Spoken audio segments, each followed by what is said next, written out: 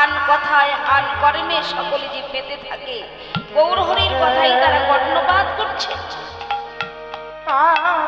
প্রভু এ কথাটি পূর্বে শ্রবণ করে এসেছিলেন অদ্বৈতাচার্যের বদন। যে অদ্বৈতাচার্য ঘোরকলি পাপাচ্ছন্ন জগজীবের দুর্দশা দর্শন করে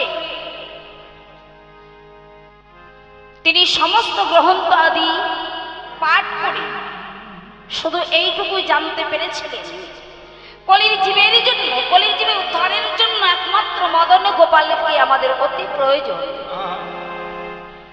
মদন গোপাল যদি আমাদের প্রতি কৃপা না করে তাহলে কলির জীব উদ্ধার হবে না। তাই মদন গোপালের অনুসরণে অদ্বৈতাচার্য শান্তিপুর ঘাটে গিয়ে বসলেন, শান্তিপুর গঙ্গার ঘাটে। শান্তিপুর গঙ্গার ঘাটে বসে